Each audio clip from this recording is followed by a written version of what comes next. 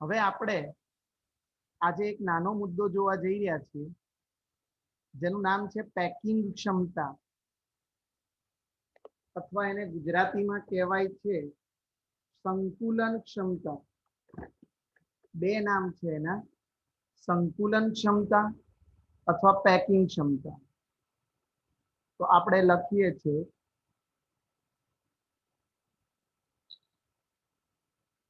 સંકુલન ક્ષમતા.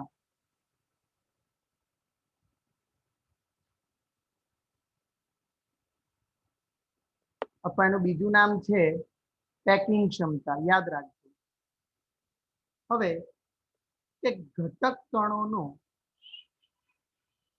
સ્ફટિક લેટાઈસનો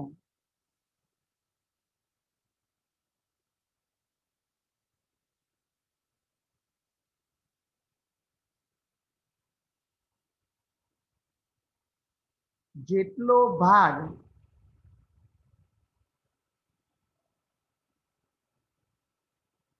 છિદ્રો દ્વારા રોકાયેલો હોય અથવા પરમાણુ દ્વારા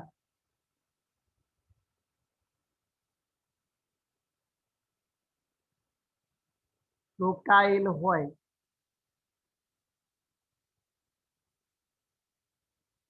તેને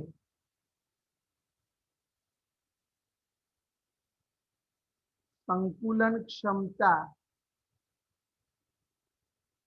અથવા પેકિંગ ક્ષમતા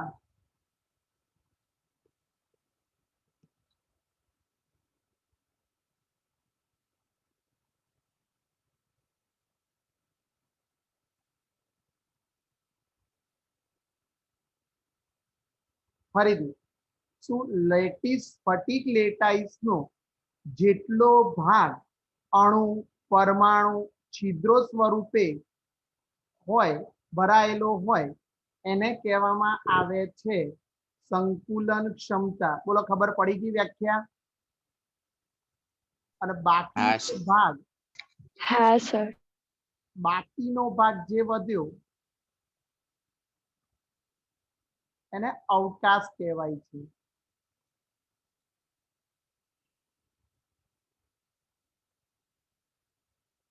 એટલે 100 માંથી બાદ કરો તો તમને અવકાશ મળે. જેટલો ભાગ રોકાયેલો હોય 100 માંથી પેકિંગ ક્ષમતા બાદ કરો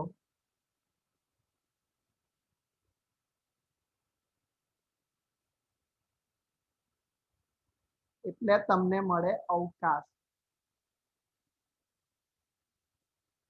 બોલો, આમાં કોઈને પ્રોબ્લેમ ખરો ભાઈ? ઓકે. હવે આપણે 3 પ્રકારના ઘન હતા. એક સાદો ઘન હતો, એક બીસીસી હતો અને ત્રીજો હતો એફસીસી. હું પહેલા પેકિંગ ક્ષમતાનું સૂત્ર શીખવાડું છું તમને. સૂત્ર જોઈએ આપણે, પેકિંગ ક્ષમતાનું સૂત્ર.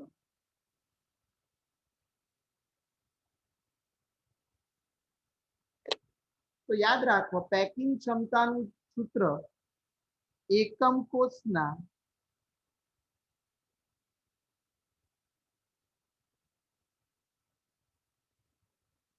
ગોળાઓ દ્વારા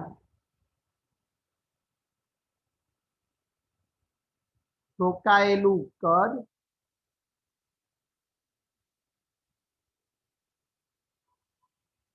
ફરીથી એકમ કોષના ગોળા દ્વારા રોકાયેલું કદ. ટકા હંમેશા કેટલા એ શોધાય? તો 100 ગુણ્યા કેટલા લઈશું આપણે? 100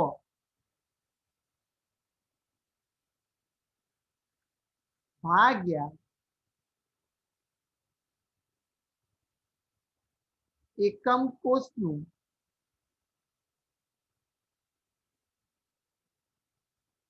કુલ કદ. ફરીથી પેકિંગ ક્ષમતાનું સૂત્ર છે એકમ કોષના ગોળા દ્વારા રોકાયેલું કદ ગુણ્યા 100. પણ 100 લો એટલે પર્સન્ટેજમાં મળે એટલે આપણે અહીંયા પર્સન્ટેજ કરીશું. છેદમાં કુલ કદ આવે. તો આ પેકિંગ ક્ષમતાનું સૂત્ર છે. ઓકે. હવે પેકિંગ ક્ષમતાનું સૂત્ર મળી ગયું. હવે આપણે સાદા ઘનની વાત કરીએ તો સાહેબ આ એકમ કોષના ગોળા દ્વારા એટલે તો પહેલા આદિમ લઉં છું, આદિમ અથવા સાદો ઘન લઈ રહ્યો છું.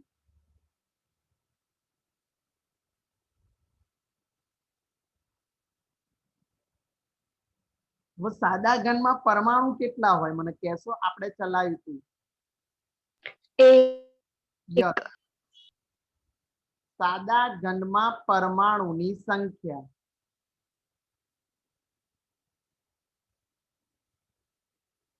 બરાબર યાદ કરો 8 ખૂણા ઉપર જ હોય. 8 ગુણ્યા 1/8 જવાબ આવતો તો તમારો 1 આવતો તો. બધાને ખબર છે 1 જ આવે. બરોબર. સાદા ઘન અથવા આદિમની વાત કરીએ ત્યારે. હવે સાદો ઘન લઈએ છીએ તો સાદા ઘનની અંદર આપણે આ રીતનું સ્ટ્રક્ચર દોરું છું. એક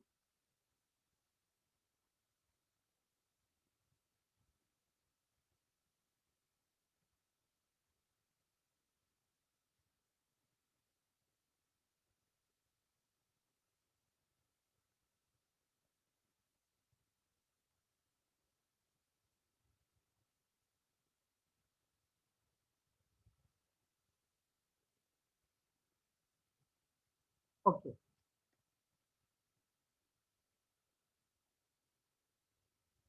ઓકે આ એક પરમાણુ દોર્યો. હવે એની અંદર નામકરણ આપું તો આને એ આપું, આને બી આપું, આને સી આપું, આને ડી આપું, આને ઈ નામ આપું, આને એફ નામ આપું, આને જી નામ આપું અને આને એચ નામ આપું. 4 નામ. બધામાં આ રીતના જ નામ આવશે. હવે તમે ધારની લંબાઈ એ છે. આ ધાર કીધી, આ ધાર દેખાય તમને. આ ધારની લંબાઈ એ. સાદા ઘનમાં પરમાણુઓ ફક્ત ખૂણા ઉપર જ આવેલા હોય તો એક પરમાણુ અહીંયા આવેલો છે આ ગોળા દ્વારા અને બીજો પરમાણુ ગોળા દ્વારા અહીંયા આવેલો છે આ રીતે. આખી ધારની લંબાઈ એ થઈ. આખી આ ધારની લંબાઈ ફરીથી બોલું છું એ થઈ. તો એની ત્રિજ્યાઓ કેટલી થાય છે? એક આની આર અને આની આર. તો ધારની લંબાઈ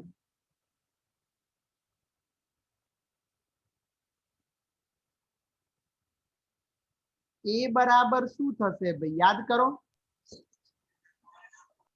આર વત્તા આર. તમે શું લખશો? 2r. ઓકે. હવે એકમ કોષનું કદ લઈશું આપણે. કુલ કદ.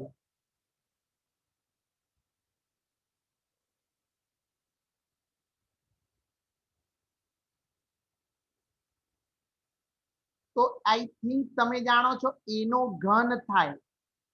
કારણ કે લંબાઈ ગુણ્યા પહોળાઈ ગુણ્યા ઊંચાઈ સમઘન લઈએ છીએ તો એ ઘન થાય. પણ એ બરાબર તમને મળ્યો 2r. તો 2r નો ઘન તો 2 નો ઘન થાય 2 દુ 4 દુ 8 અને r નો ઘન એટલે અહીંયા થશે તમારે 8r નો ઘન થશે. ઓકે. તો હવે આપણે પેકિંગ ક્ષમતાના સૂત્રમાં બધી કિંમત મળી ગઈ છે.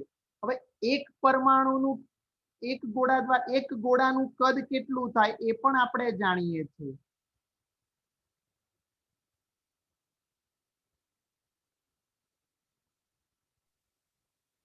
બરાબર 4/3 પાઈ આર ક્યુબ. મેથ જાણો છો. એક ગોળાનું કદ અથવા ઘનફળ બરાબર 4/3 પાઈ આર ક્યુબ આવે.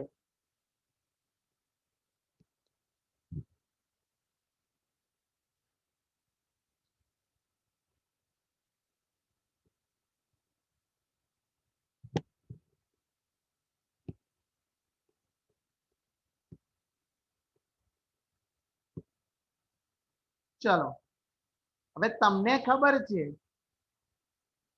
કે નવા ગોળાનું કદ 4/3 પાઈ આર ક્યુબ થયું. હવે સંકુલન ક્ષમતા હું લખું છું.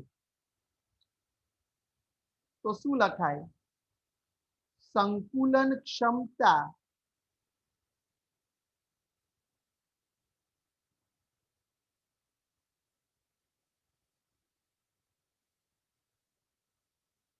બરાબર ભાઈ કેટલા ગોળા છે મને કહેશો? ગોળા કેટલા છે? બે બે બે. શું બે ગોળા છે? બે ગોળા છે. હા સર કેમ કેટલા ગોળા થયા મને કહેશો? એક પર ગોળા કેટલા થશે? એકમ કોષમાં પરમાણુની સંખ્યા કેટલી થશે મને કહેશો? એક તો પછી કેમ બે કહો છો?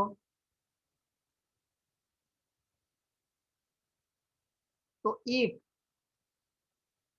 ગુણ્યા એક પરમાણુનું કદ કેટલું હતું એ પણ ભણી ગયા આપણે. 4/3 પાઈ આર ક્યુબ ગુણ્યા કેટલા મૂકીશું આપણે? 100 100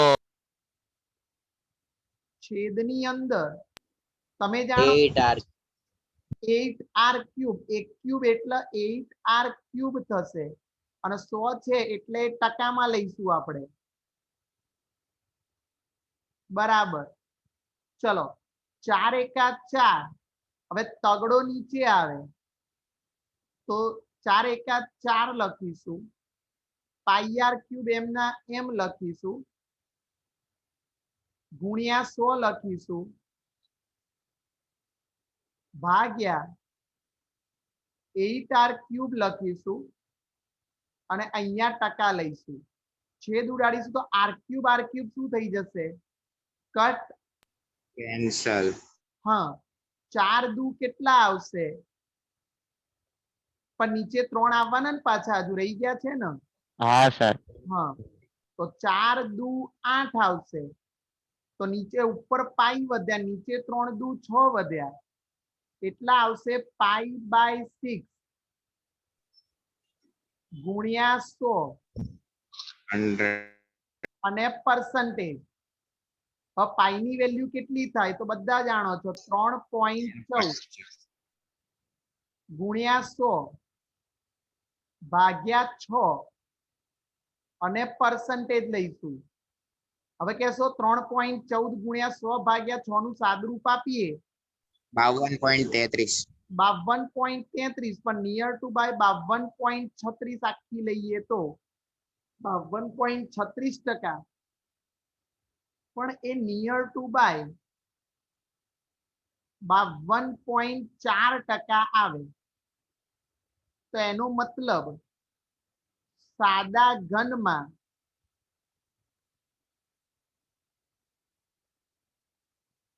પેકિંગ ક્ષમતા અથવા સંકુલન ક્ષમતા 52.4%. તો હવે અવકાશ પૂછે પરીક્ષામાં તો અવકાશ બરાબર 100 માઇનસ 52.4%. કેટલો જવાબ આવે? 100 માઇનસ 52.4 કેટલો થાય ભાઈ? 47.6 તો જવાબ આવે 47.6%. બોલો પહેલી થિયરીમાં કોઈને પ્રોબ્લેમ હોય તો પૂછી શકે છે આમાં. ના સર ના સર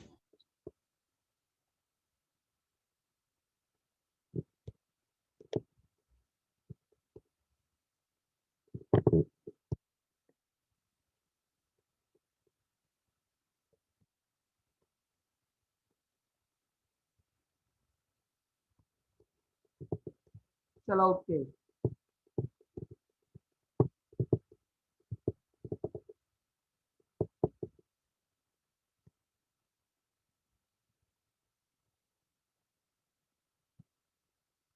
હવે આગળ બીજું લઈએ ભાઈ. આવડી જશે કે નહીં આ થિયરી? હા સર મેથ છે ભાઈ, સિમ્પલ મેથ છે. હવે હું HCP અથવા FCC માં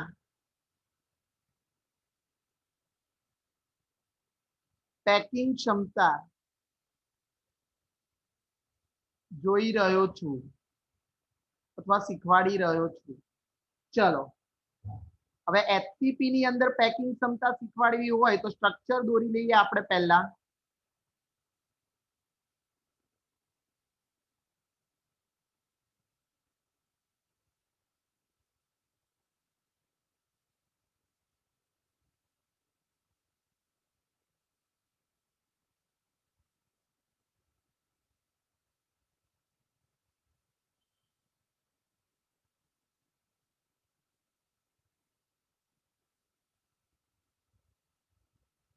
આ રીતનું એક સ્ટ્રક્ચર છે. નામ આપીએ, બધાને આવડે. A B C D E F જી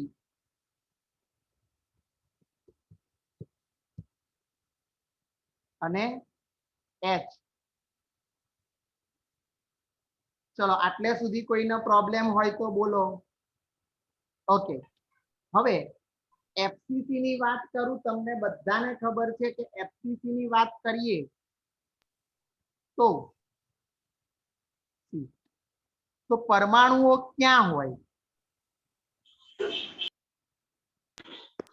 ખૂણા ઉપર અને ફલકના કેન્દ્રમાં. Very good. તો જો હું એક આ રીતે ફલક વિકર્ણ દોરું છું. વિકર્ણ એટલે સામ સામેના પરમાણુઓને જોડતો. હવે આ ખૂણો કહેવાય, આ ખૂણો કહેવાય. તો હું પહેલા ખૂણા ઉપર પરમાણુ લઉં છું. તો એક ખૂણા ઉપર પરમાણુ આ લીધો મેં, બીજા ખૂણા ઉપર પરમાણુ મેં આ લીધો, અને ફલકના કેન્દ્રમાં આખી આ ફલક થઈ એના કેન્દ્રમાં પરમાણુ આ લીધો મેં. ઓકે, હવે તમારા સૂત્રમાં ત્રિકોણ એ બી સી દેખાઈ રહ્યો છે તમને? બી લઉં છું હું અહીંયા. સાંભળજો, એસી બરાબર બી લઉં છું અને એબી અને બીસી બરાબર સ્મોલ એ લઉં છું. સાંભળજો, એબી બરાબર બીસી બરાબર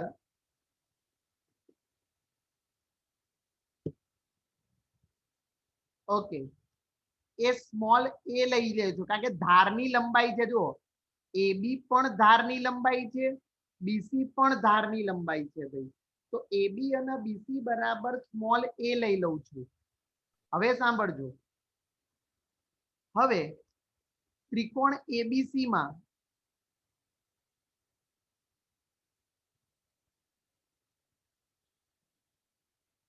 માપ ખૂણો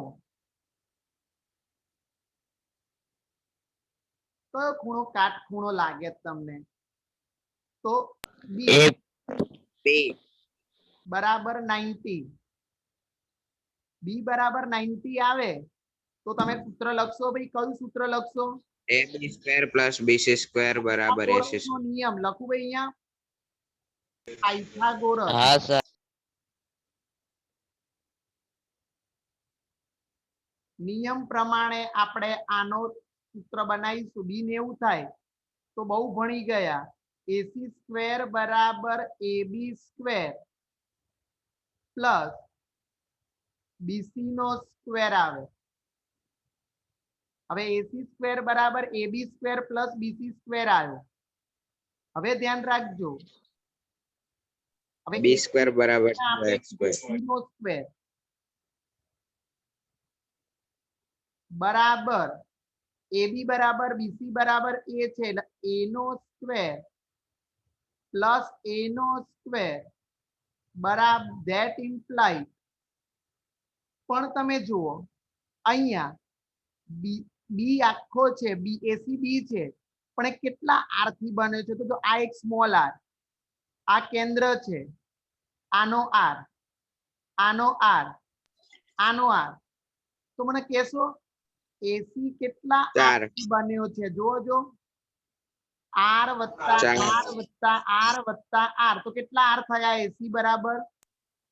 4 આર. 4 આર. કોઈને ના ખબર પડી હોય તો પૂછી શકે છે એસી બરાબર 4r કેવી રીતે આવ્યો?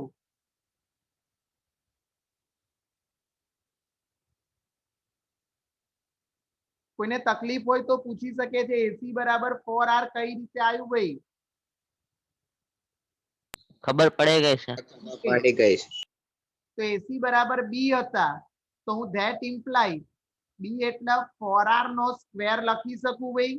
બી એટલે 4r હા, નો સ્ક્વેર લખી શકું બરાબર એ સ્ક્વેર પ્લસ એ સ્ક્વેર કેટલા થશે? એ સ્ક્વેર પ્લસ એ સ્ક્વેર 2a square.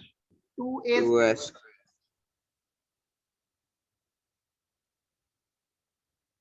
સારું તો 2a સ્ક્વેર બરાબર 4r. હવે બંને બાજુ વર્ગમૂળ કાઢી નાખું તો 4r સ્ક્વેર નું વર્ગમૂળ કેટલું રહેશે? તો ફક્ત 4r જ 4r રહેશે. અને 2 નું વર્ગમૂળ કેટલું રહેશે? તો √2 અને e. તો એક સમીકરણ મળ્યું તમને 4r બરાબર √2a મળ્યું કે નહીં? હા સર. હા સર. ચલો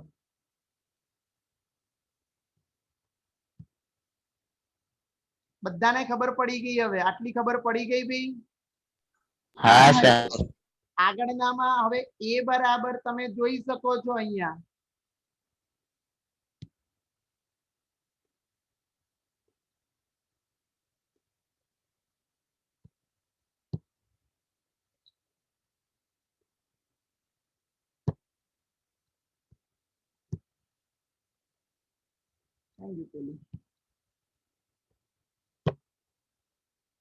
ચલો તો તમને પેલું મળી ગયું 4r બરાબર √2a મળ્યા કે નહીં? હા સર. હા સર. 4r બરાબર √2a ધેટ ઇમ્પ્લાઇડ a બરાબર શું મળે? કારણ કે એ ઘન કરીશું તો a બરાબર 4 બાય √2 આવશે. ચલો હા સર. આટલે સુધી કોઈને પ્રોબ્લેમ નહીં હોય આઈ થિંક.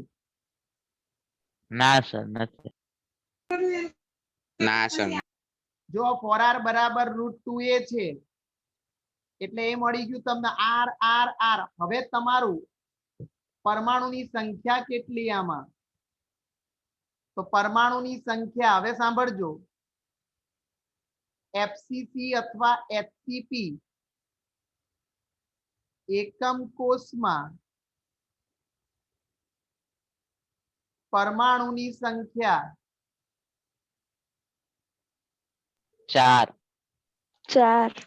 4 કઈ રીતે 4. આપણે એ પણ સમજાવીએ છીએ 4 4. બરાબર. F F.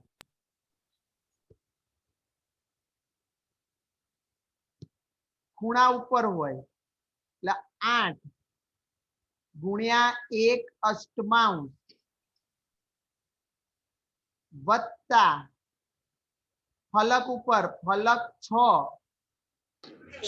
ગુણ્યા 1 દૂતીયાંશ 8 એકા 8 અને 2 તરી 6 તો 3 ને 1 કેટલા પરમાણુ થાય? 4. 4. પરમાણુ. બરોબર છે 4 પરમાણુ થાય યાર યાદ રાખજો. હવે 4 ગોળા દ્વારા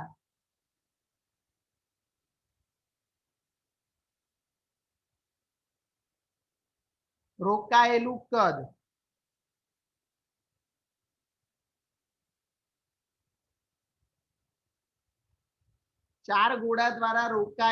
કદ સાંભળજો બરાબર 4 પરમાણુ અને એક ગોળા દ્વારા રોકાયેલું કદ કેટલું હતું? તો 4/3 પાઈ r ક્યુબ. હવે આની પેકિંગ ક્ષમતા અથવા સંકુલન ક્ષમતા લઈએ ભાઈ.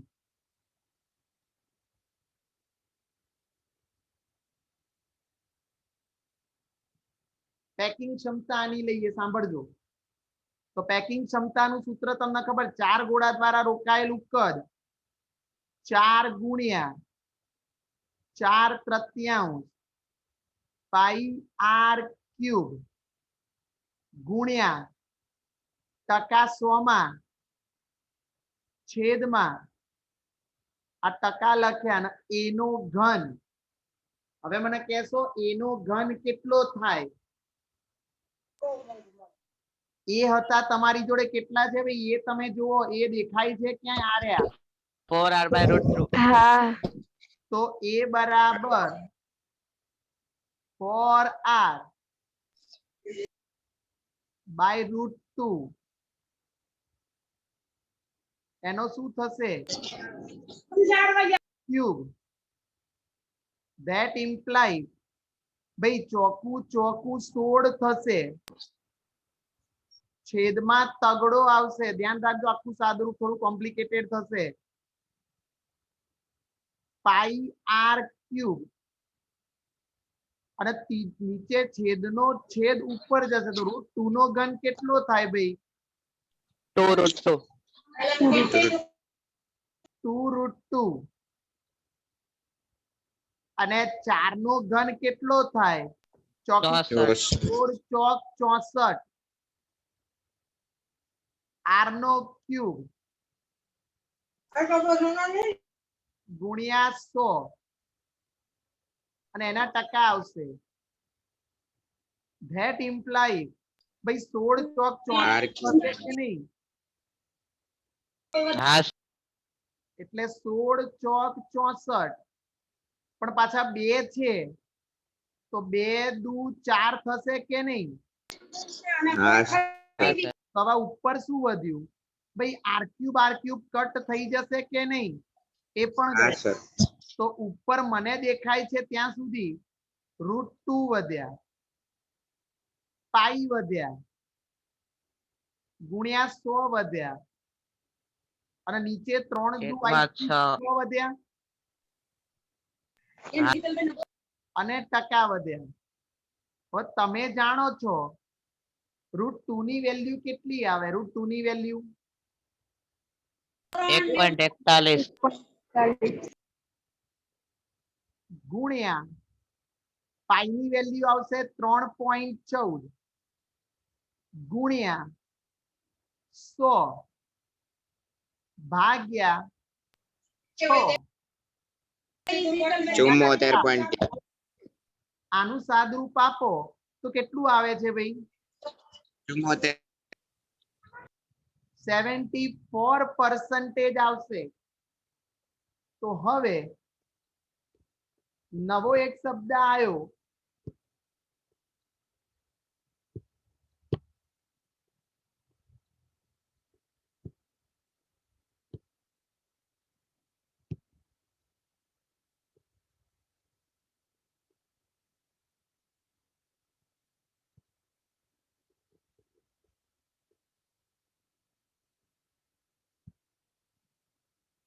હવે એક નવો શબ્દ આવ્યો. તો બીસીસી માં અરે સોરી એફસીસી માં પેકિંગ ક્ષમતા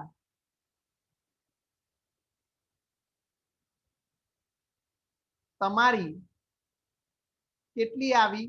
74%. તો હવે મને કહેશો એફસીસી માં પેકિંગ ક્ષમતા જો તમારી 74% આવી તો અવકાશ 36%. 36% કઈ રીતે? 26. 100 માઇનસ 74 બરાબર 26% જોવા મળે. હવે સાંભળજો, તમને બે બીજા સૂત્રો અહીંયા શીખવાડી દઉં છું. આપણે સાદા ઘનમાં સાંભળજો, આ થિયરીમાં જ છે. ધારની લંબાઈ અને ત્રિજ્યા વચ્ચેનો સંબંધ દાખલા પૂછાય છે.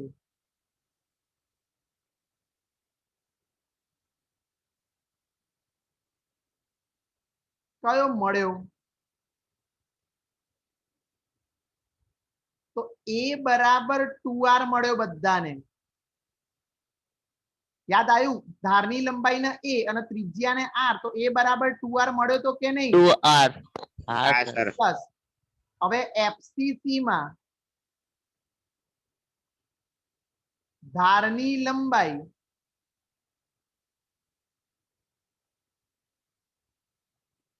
અને ત્રિજ્યા વચ્ચેનો સંબંધ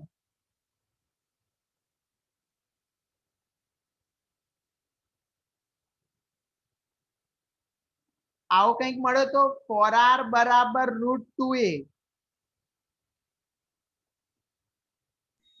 તો હવે √2 ને નીચે લઈ લો એટલે આ સંબંધ મળી ગયો. આ લખો તોય ચાલે, અથવા બીજું સાદુરૂપ મારું તો a બરાબર 4r upon √2.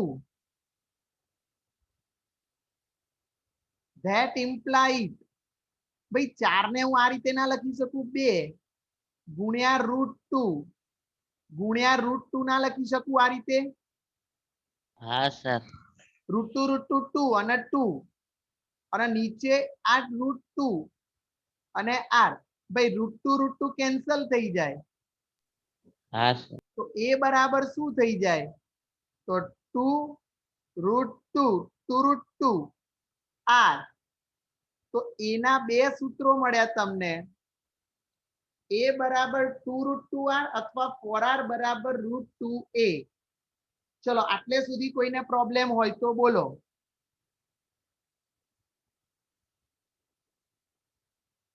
મિત્રો આવડી ગયું આ બે વસ્તુ? હા સર.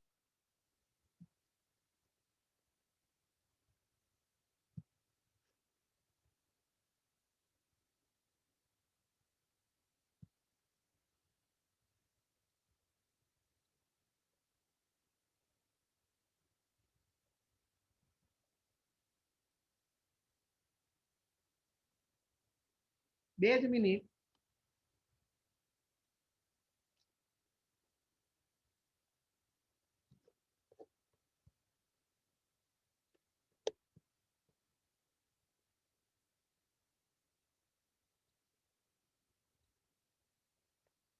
ચલો હવે 1 મિનિટની વાર છે. આપણે ફરીથી હું લિંક મોકલું છું.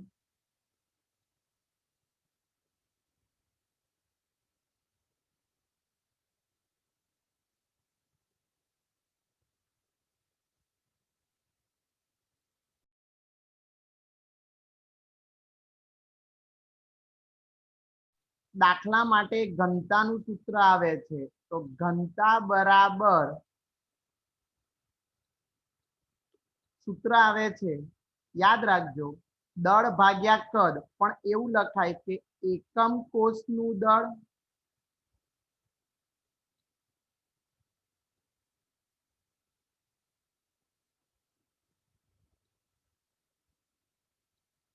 ભાગ્યા એકમ કોષનું કદ.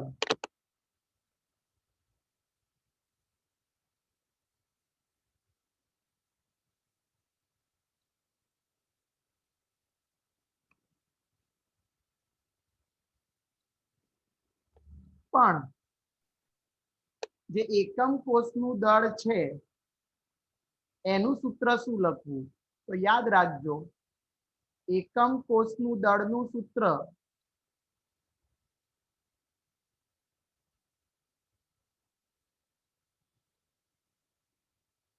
બરાબર એકમ કોષમાં રહેલા પરમાણુની સંખ્યા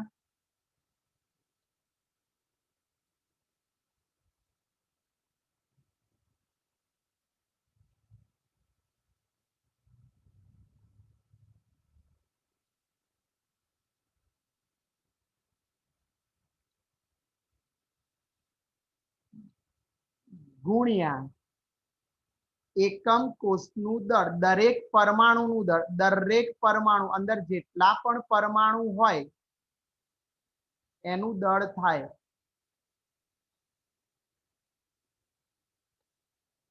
સમજણ પડી આમાં હું શું કહેવા માંગુ છું? એકમ કોષનું દળ બરાબર એકમ કોષમાં રહેલા પરમાણુની સંખ્યા, કારણ કે બદલાય. હવે એકમ કોષમાં રહેલા પરમાણુની સંખ્યાનો હું Z કહું.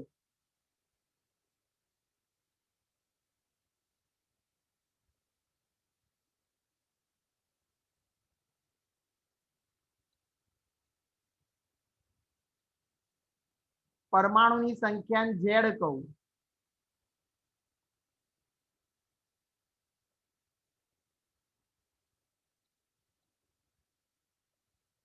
ઝેડ આવે, પણ દરેક પરમાણુનું દળ કેટલું આવે તો યાદ રાખજો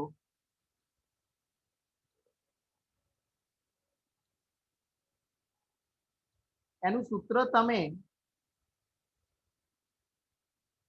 ધોરણ 11 માં ભણી ગયા છો, તો એનું દળ આવે m ભાગ્યા na.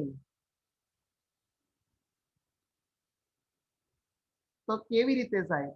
તો 6.022 ગુણ્યા 10 ની 23 પરમાણુ હોય એટલે Na જેટલા પરમાણુ હોય આ રીતે Na પરમાણુ હોય તો એનું દળ આણ્વીય દળ જેટલું યાદ રાખજો. Na પરમાણુ હોય તો આણ્વીય દળ જેટલું વજન. આવું ક્યાંય ભણેલા છો તમે? હા સર. હા સર. તો એક પરમાણુ લઈએ તો એનું કેટલું? તો કેટલું આવે? MW. ઇમ્પ્લાઇડ તો MW ભાગ્યા Na આવે કે ના આવે? હા સર. હવે ઘનતાના સૂત્રમાં કિંમત ના સોરી આપણે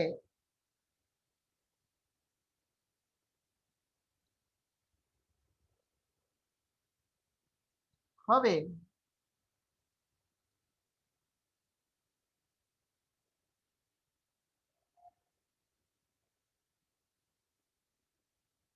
આપણે ઘનતાના સૂત્રમાં નહીં પણ હજુ એક બીજું છે દરેક પરમાણુનું દળ. એ તો બંને મળી ગયા, પણ એકમ કોષના કદનું સૂત્ર તો આવડે છે બધાને. એકમ કોષનું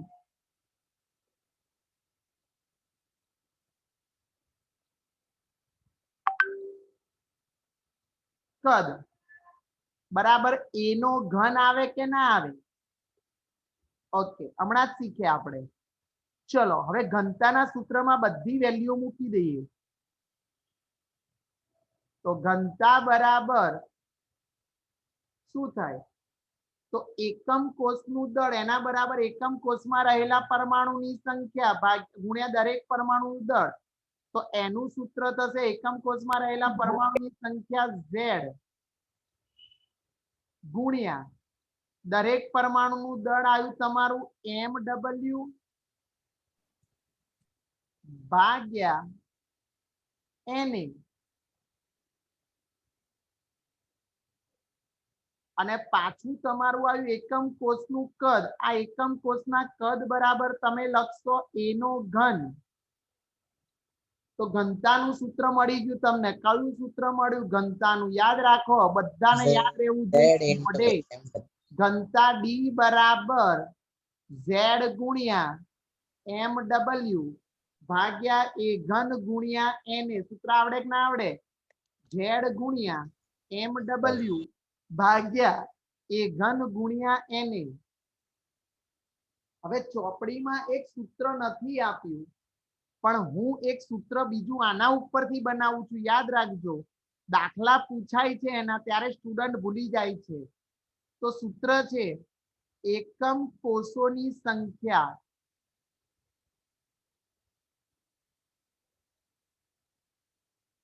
આમાં સૂત્ર બનાવી દઉં છું, ધ્યાન રાખજો. એકમ કોષોની સંખ્યા શોધવાનું સૂત્ર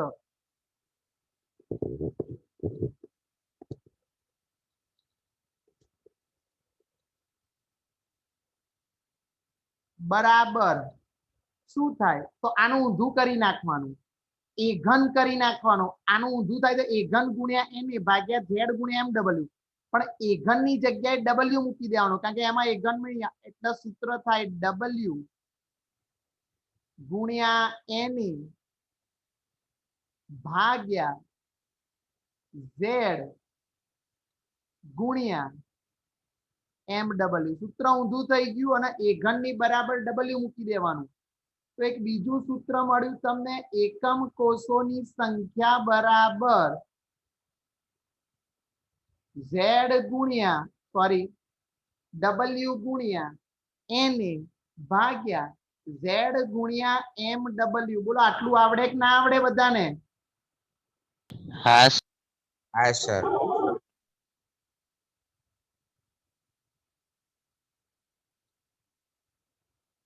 ચલો કેટલા સૂત્રો ભણ્યા અહીંયા આપણે? બે સૂત્રો. બે. એક ઘનતાનું સૂત્ર અને એક એકમ કોષોની સંખ્યા. બંને સૂત્રો આવડી ગયા ભાઈ? હા સર. આમાં ઝેડ શું હશે? એકમ કોષમાં રહેલા પરમાણુની સંખ્યા.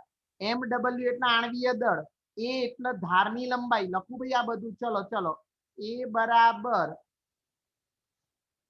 ધારની લંબાઈ એનો ઘન કરી દેવાનો. ચલો એને એટલે 6.022 ગુણ્યા 10⁻23. ઝેડ બરાબર પરમાણુની સંખ્યા એકમ કોષમાં. જો બીસીસી હોય તો 2, એફસીસી હોય તો 4, આદિમ હોય તો 1 અને એમ ડબલ્યુ બરાબર પરમાણુનું આણ્વીય દળ. ચલો આટલે સુધી રાખીએ. લેક્ચર પૂરો થઈ રહ્યો છે. કોઈને કન્ફ્યુઝન? ના સર. ના સર.